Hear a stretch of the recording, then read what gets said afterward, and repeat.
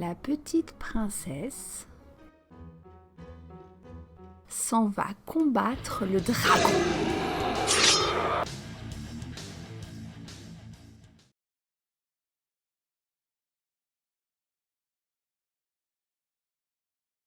Bonjour à toutes et à tous et bienvenue sur mon curieux booktube féministe.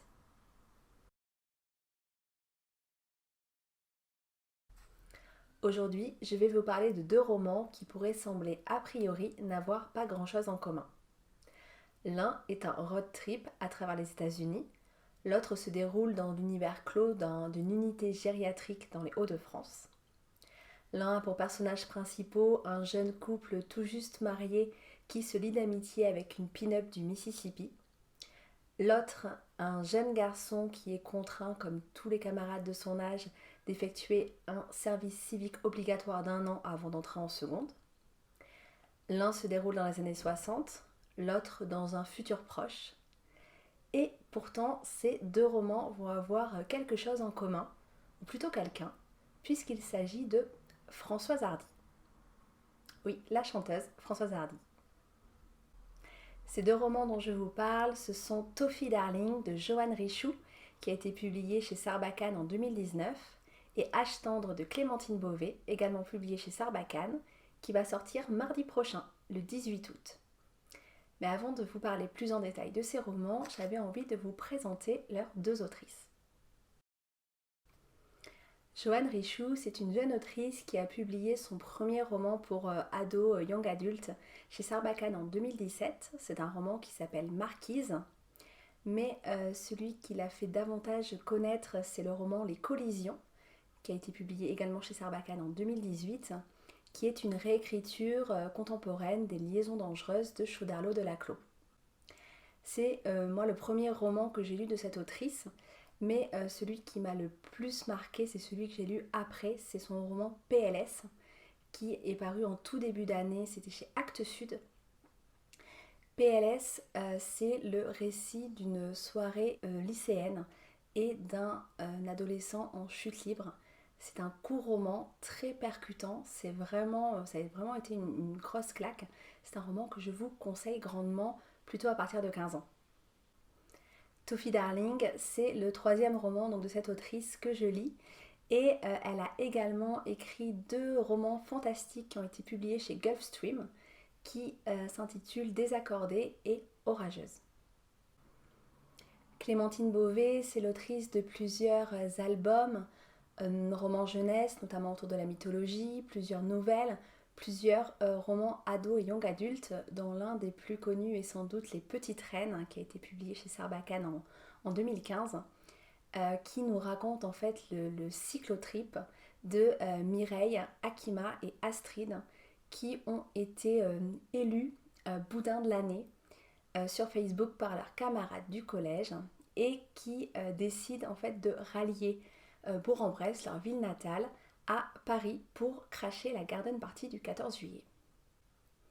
Clémentine Beauvais a également beaucoup fait parler d'elle avec son roman en vers libre Songe à la douceur, paru chez Sarbacane toujours, qui est une adaptation, si on peut dire, qui du moins est inspirée du roman en vers de Pouchkine Eugène Onégine et de son adaptation en opéra par Tchaïkovski.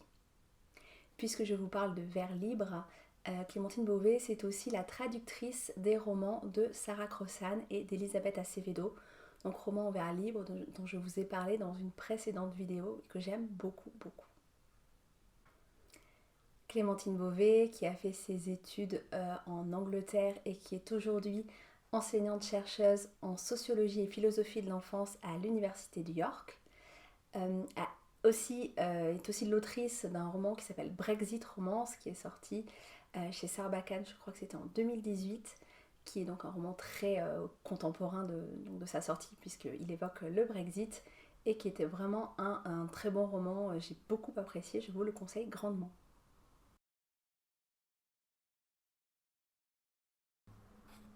Je vous parle de ça parce que ce sont pour moi deux autrices qui tendent à prouver, s'il en était besoin, que la littérature ado et young adulte peut être bien autre chose qu'une simple littérature facile qui reprend toujours les mêmes thématiques et toujours les mêmes clichés. Bon, on ne va pas non plus se mentir, il y a notamment dans un certain nombre de genres ou de sous-genres des topoi qui reviennent de façon quasi systématique, notamment tout ce qui touche aux relations amoureuses. C'est particulièrement le cas, je trouve, donc dans certains genres, certains sous-genres comme peuvent être les dystopies. Beaucoup de dystopies adolescentes reprennent une trame qui est quasiment toujours la même. C'est aussi le cas de la fantaisie, mais il me semble que la problématique dépasse un peu la fantaisie ado, young adulte et touche la fantaisie aussi adulte, où il y a un certain nombre de topoi qui sont tellement vus et revus que là aussi ça en devient vraiment des clichés. Je pense par exemple à la jeune héroïne qui a été violée et ou martyrisée et dont la famille a été décimée et qui va renaître de ses cendres, qui va prendre la route, prendre les armes et finir par conquérir le pouvoir et changer le monde. Tout ça pour vous dire que la littérature ado young adulte, ça peut être beaucoup d'autres choses aussi. Ça peut être Toffee Darling, ça peut être Âge tendre. Et je me rends compte que je ne vous ai pas forcément parlé pour l'instant de ces romans, donc je vais le faire maintenant. Je vous disais donc qu'ils avaient une chose en commun, ou une personne en commun, Françoise Hardy, mais en réalité, c'est toute une période qu'ils ont en commun, c'est celle des années 60. Toffee Darling va s'y dérouler pour de vrai, d'abord en France, à cette époque où les jeunes filles cousent en secret des mini-jupes pour aller voir les concerts de Johnny Hallyday. Donc cette France où Viviane et Jérôme, un jeune couple tout juste marié, tient la confiserie des parents de Jérôme, donc à Paris. Ils sont amoureux tous les deux, mais il y a quelque chose qui ne fonctionne plus. Viviane trouve Jérôme trop mou, il ne sait jamais prendre de décision, il veut toujours lui faire plaisir, mais du coup il ne s'affirme jamais. Et du coup, Viviane, elle, commence un peu à s'impatienter, à s'exaspérer, et elle rêve d'un quotidien un peu différent, d'un quotidien où il ne se passerait quelque chose d'un peu plus que de travailler chaque jour dans une confiserie. Une nuit, Viviane va fuguer. C'est sa fugue pour cœur désaccordé, comme elle l'appelle. Et alors qu'elle est terrassée en pleine rue par une crise d'angoisse, elle va rencontrer Kathleen. Kathleen et ses boucles bicolores, sa bouche couleur cerise et sa façon bien à elle de détrousser les hommes infidèles. Kathleen, la pin-up du Mississippi, qui va lui proposer de partir avec elle dans son pays d'origine, en emmenant Jérôme bien évidemment, puisqu'ils s'aiment, ils doivent juste reconstruire leur histoire et vivre une aventure bien loin de leur confort petit bourgeois. Ce voyage qu'ils vont entreprendre, il va traverser les États-Unis d'ouest en est, des plages de Los Angeles au concert des Beatles à New York, mais il va aussi et surtout traverser une époque qui peut sembler bien éloignée des jeunes lecteurs ou lectrices qui vont avoir ce roman entre les mains. Alors Joanne Richoux, ou plutôt son narrateur ou sa narratrice, les embarque eux aussi, les lecteurs, lectrices, dans ce voyage, et leur parle de l'histoire de l'Amérique, leur parle de Jim Morrison et les Doors, de Jack Kerouac et de la Beat Generation, des hippies, du LSD, de la fin de la ségrégation raciale, mais aussi le futur qui les attend, tous les espoirs annihilés, Charles Manson, la mort de JFK, la guerre du Vietnam, ou comment, l'air de rien, découvrir ou redécouvrir l'histoire des États-Unis pendant que nos trois personnages se révèlent, se dévoilent, se cherchent, se trouvent parfois, s'ébrèchent aussi, parce que 3 c'est parfois un de trop. Toffee Darling est un roman le vent dans les cheveux, comme du pop-corn, sucré, salé et parfois un peu les deux. C'est un roman sur l'amour, sur l'amitié, sur la liberté, que je vous conseille donc très chaudement. Âge tendre fait partie de ces romans qu'on a à la fois envie de terminer, mais en même temps envie qu'ils ne finissent jamais. C'est un roman très drôle, très fin, très pertinent, et c'est un roman hyper actuel, même s'il se déroule dans un futur que l'on imagine assez proche, où la France va être dirigée par une présidente, peut-être la même que celle des petites reines, puisqu'il y a une jeune Akima qui fait du vélo également. Donc dans cette France du futur, l'essence par exemple est interdite. C'est une société où l'écologie vraiment est présente dans toutes les mesures politiques et c'est une société beaucoup plus inclusive. Je vous disais hyper actuelle parce que donc dans ce roman, le jeune héros Valentin doit, comme tous ses camarades, réaliser un service civique d'une durée de 1 an entre la 3e et la 2e. Et donc en raison de sa personnalité atypique et de ses nombreuses angoisses, Valentin va choisir d'effectuer plutôt un service civique dans le domaine culturel et dans une région qui serait pas trop éloignée de chez lui à Albi.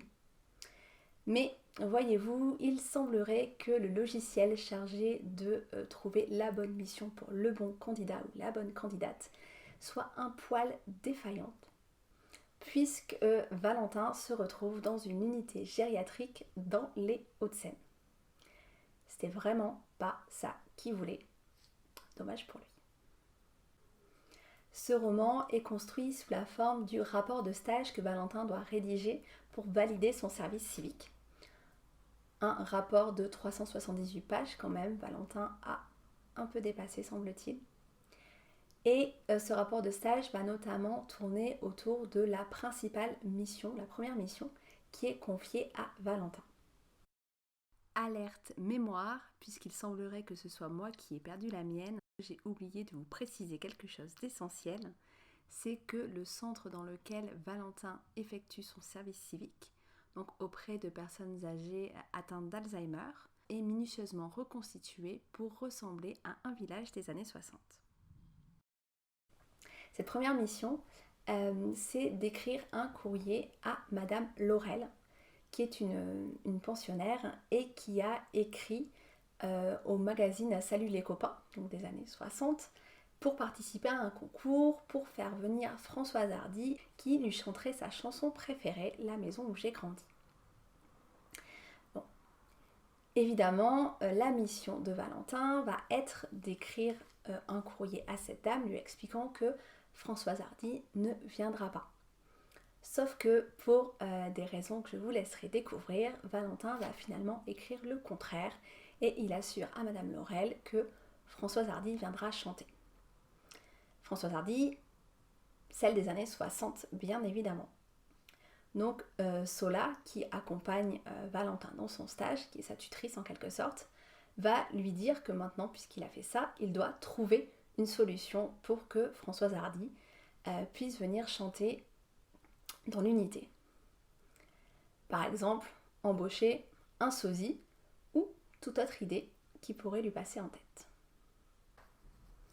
Et c'est là tout le talent de Clémentine Beauvais, parce qu'elle va nous distiller des indices et assez vite on va comprendre ou on va penser comprendre de quoi il va retourner et presque on regrette de le comprendre aussitôt. Moi au moment où je me suis dit ça, juste après il y a un passage où Valentin donc, a un regard réflexif sur son rapport, parce que Valentin écrit au quotidien mais il écrit aussi quelques mois après sur ce qu'il a pu écrire dans le passé. Et donc ce passage nous montre à quel point Clémentine Beauvais sait en réalité parfaitement ce qu'elle fait et que peut-être que ce qu'elle veut nous montrer, c'est qu'au final, c'est pas tant la chute qui compte que le voyage. Âge tendre est un roman de la mémoire, un roman de la nostalgie, celle du temps passé, de la jeunesse peut-être pour ces pensionnaires de l'unité Mnémosyne qui sont coincés presque, c'est le cas, dans leur jeunesse des années 60. Ça peut être aussi un temps qui est beaucoup plus proche, juste quelques mois, quelques années auparavant. Et pour Valentin, par exemple, c'est cette nostalgie du temps où sa famille était encore unie. Et il y a quelque chose d'extrêmement universel là-dedans, parce qu'on s'en débat tous du temps qui passe. Et parce que Âge tendre est un roman du passé, c'est aussi un roman du futur, un roman du devenir et du grandir. Si Viviane, Jérôme et Kathleen construisent leur avenir dans le mouvement, dans ce voyage à travers les États-Unis, Valentin, lui, va le construire à travers cet espace clos. C'est la preuve, encore une fois, s'il en était besoin, que depuis le XVIIIe siècle, le roman d'apprentissage continue de prendre bien des chemins. Si vous avez envie de continuer à voyager dans les années 60, je vous propose la lecture de 3 romans. Le premier, c'est un roman d'Annelise Heurtier qui va vous présenter les années 60 côté France avec La fille d'Avril qui a été publié chez Casterman. Et donc dans ce roman, on suit une jeune fille qui s'appelle Catherine dont l'avenir est tout tracé. Elle va se marier, avoir des enfants, s'occuper des tâches ménagères. Sauf qu'un jour, Catherine est contrainte de rentrer du collège en courant. Et pour elle, ça va être la révélation. Dans cette course, elle va vraiment puiser toute son énergie, toute sa force. Elle va y puiser aussi beaucoup de liberté. Mais la question se pose, est-ce bien convenable de courir quand on est une fille ? Pour ce roman, l'autrice s'est inspirée d'un fait réel, celui de la marathonienne américaine Catherine Switzer, qui en 1967 a bravé tous les interdits pour courir le marathon de Boston qui était alors réservé aux hommes. Du côté des États-Unis cette fois, mais toujours avec un roman d'Annelise Heurtier, je vous invite à lire son roman Sweet 16, également paru chez Casterman en 2014, qui aborde la question de l'abolition officielle de la ségrégation raciale dans les lycées. Dans ce roman, on va suivre la rentrée de 9 étudiants noirs dans le lycée très prestigieux de Little Rock dans l'Arkansas, parmi 2500 camarades blancs. Donc, quand je vous disais l'abolition officielle, c'est parce qu'il est malheureusement bien évident que ces jeunes étudiants et étudiantes ne seront pas les bienvenus. J'ai un peu triché sur la date car le roman se déroule en réalité en 1958, mais je ne pouvais pas ne pas vous parler donc de ce très beau roman que je vous invite grandement à lire.